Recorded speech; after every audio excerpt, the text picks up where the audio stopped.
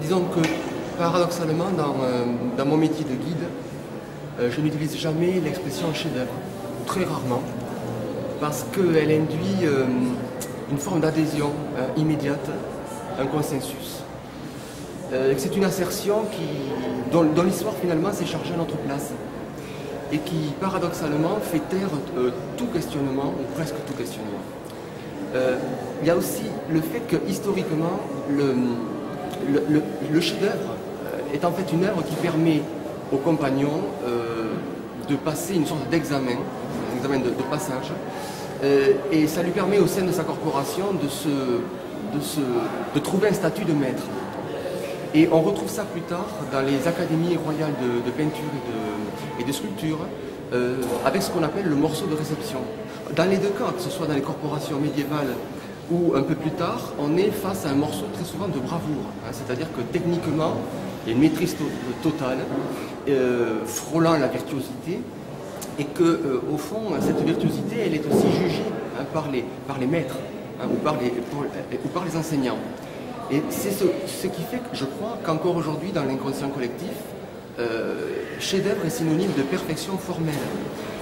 Une perfection formelle qu'il va falloir réitérer, reproduire selon certaines normes. À cette première définition, qui est une définition finalement assez liée aux techniques, il y en a une autre qui est plus sociologique et qui est le fait d'une suite de réflexions dans l'histoire, menées dans l'histoire, et également des intervenants, à commencer par l'artiste. L'artiste qui peut chercher la perfection formelle et également l'artiste plus moderne en quête d'absolu. Il y a la référence littéraire très, très connue de Balzac, le chef-d'œuvre inconnu datant de 1831 et qui montre cette recherche absolue, d'ailleurs vouée à l'échec. L'autre intervenant, c'est l'histoire de l'art en tant que discipline.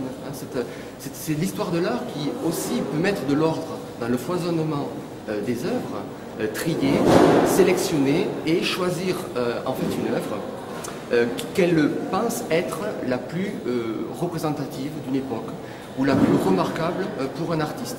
Alors qu'est-ce que ça signifie une œuvre la plus remarquable ou la plus représentative? Non seulement elle peut être l'aboutissement logique, en tout cas a posteriori, des recherches plastiques individuelles d'un artiste, ou bien elle peut manifester ce qu'est l'air du temps, ce qu'est exactement l'époque qu'il a vu naître.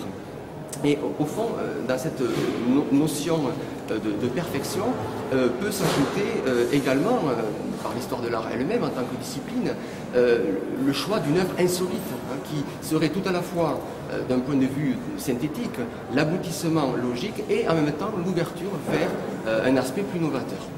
Et il y a, à mon sens, un dernier intervenant, et non des moindres, c'est le lieu dans lequel nous nous trouvons, c'est-à-dire l'institution muséale. Le musée présente des œuvres, nécessairement au détriment d'autres, qui sont ignorées ou ont été ignorées, qui ont disparu, dont on a gardé la mémoire ou, carrément, dont on n'a jamais eu connaissance. Et dans ce sens-là, le musée peut fabriquer, en quelque sorte, ou peut faire accéder certaines œuvres à la notion de chef-d'œuvre.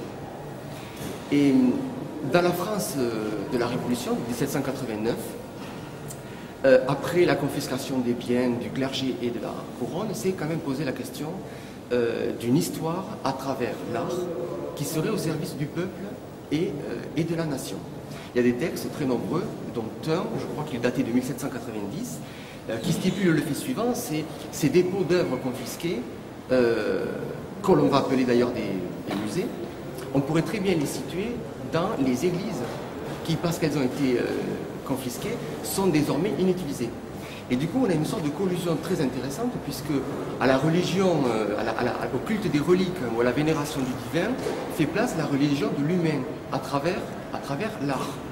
Et par ce fait-là, on a écrit au XIXe siècle de belles histoires, passant par l'art, passant aussi par un chemin des crêtes, c'est-à-dire une histoire qui est ponctuée de chefs-d'œuvre, des plus belles productions de l'humanité, qui célèbrent tout à la fois le bon goût, la nation et le génie humain. Et à ces notions qui sont des constructions à la fois techniques, politiques et sociologiques, on peut ajouter le fait qu'aujourd'hui l'intensité de ce qu'un chef-d'œuvre n'est pas amoindrie, au contraire, puisqu'on est dans une époque contemporaine qui célèbre les stars, hein, donc, dont font partie désormais Léonard de Vinci, Picasso, Andy Warhol. Et le paradoxe, c'est qu'à force de voir ces œuvres, hein, la Joconde ou Guernica, ou alors les sérigraphies de Marilyn Monroe, on finit par ne plus les regarder. C'est-à-dire que, curieusement, leur sacralisation les éloigne chaque jour davantage de nous et les ravale en quelque sorte à des produits surmédiatisés, parfois parodiés, parfois moqués, mais très souvent, en tout cas, détournés. Et au final, on ne sait plus pourquoi on a décidé que ce serait des chefs-d'œuvre, si tel est le cas. Alors, à ces notions donc, plutôt techniques, sociologiques et politiques, j'ajouterai une qui serait plus personnelle et qui donc est plus subjective à mon sens. À savoir qu'une œuvre majeure, je n'ai pas dit chef-d'œuvre, parce que je pense qu'une œuvre majeure, c'est peut-être l'étape antérieure de ce que manifeste pleinement un chef-d'œuvre, c'est-à-dire le chef-d'œuvre serait l'expression la plus aboutie, la plus extrême, un petit miracle en quelque sorte, de ce qu'est une grande œuvre. Et une grande œuvre doit avoir plusieurs éléments d'évaluation. Le premier, c'est peut-être la nécessité intérieure. Pour reprendre la formule de Kandinsky, une nécessité impérieuse et intérieure qu'a l'artiste de produire une œuvre. Le deuxième point, c'est que tout en étant personnelle, cette œuvre est profondément ancrée dans l'époque. Soit de manière évidente, c'est-à-dire lue et vue par les contemporains, soit de manière souterraine, c'est-à-dire perceptible beaucoup plus tard par ceux qui écrivent l'histoire de l'art. Et que, au fond, dans cette notion finalement assez individuelle, s'ajoute le fait qu'une œuvre pleinement réussie, c'est une œuvre dans laquelle le fond et la forme paraissent indissociables, comme se nourrissant l'un de l'autre.